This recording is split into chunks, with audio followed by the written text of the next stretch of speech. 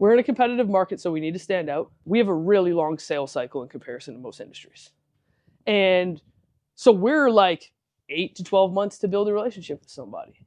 And we need to stay top of mind with them, but it can be very difficult to wake up on Monday and write your emails and to call people consistently.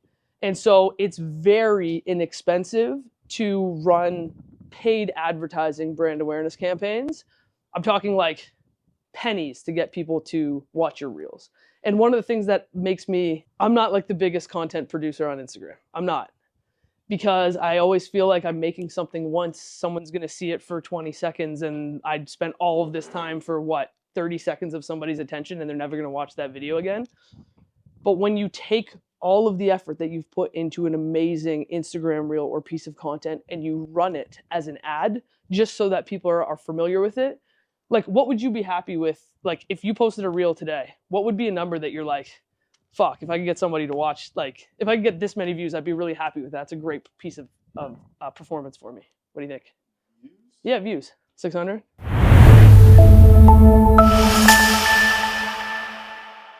Thousand? Okay, so, but if you got 1,000, you'd be like, okay, I'm happy I did that.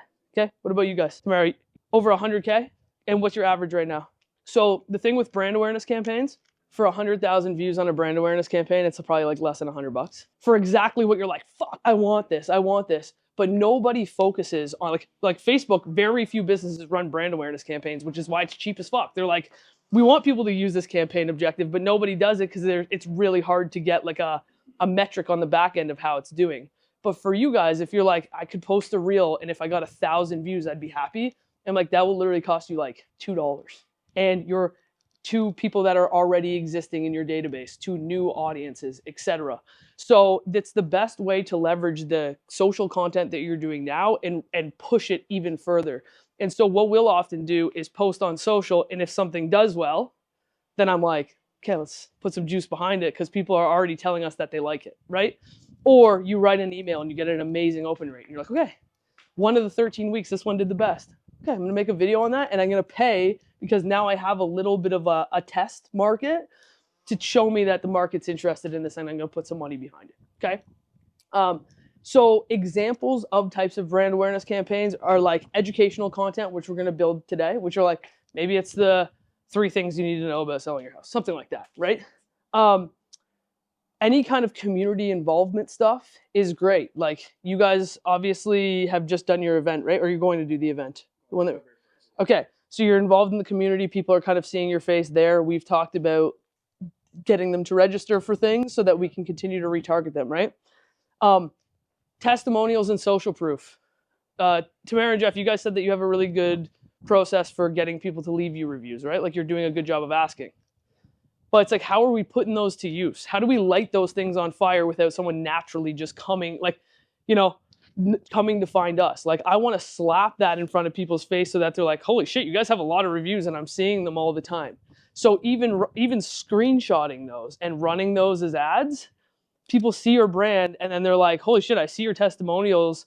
And naturally, because we're going to talk about like psychological biases, they're like, you guys must be good. I've seen 7 testimonials from you and I've seen them 7 times. Like these guys must know what they're doing.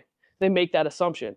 So it's leveraging these existing assets that we already have that are maybe producing or doing well in a different capacity, and then just putting a little bit of ad spend behind them to show them to your target audience and force feed them your content, your best content that's already working, okay?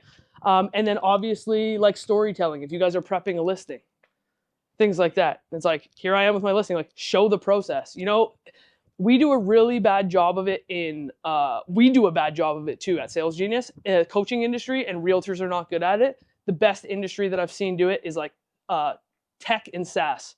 Their ads are always like, look what our shit does. They demo it and you're like, oh, that's actually kind of cool.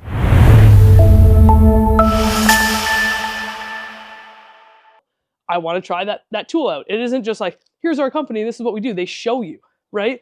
And so going through and storytelling, like this is what the property looked like before and after photos. You take a video before, this is what it looked like.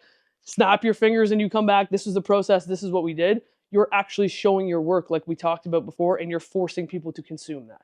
Okay, does that make sense? So those are 4 different types of brand awareness campaigns that you can run. Educational content, community involvement, right? Even if that happens to be photos or videos of you in the community, people know that you live there, work there, etc. Testimonials and social proof, and then storytelling or product demos, okay?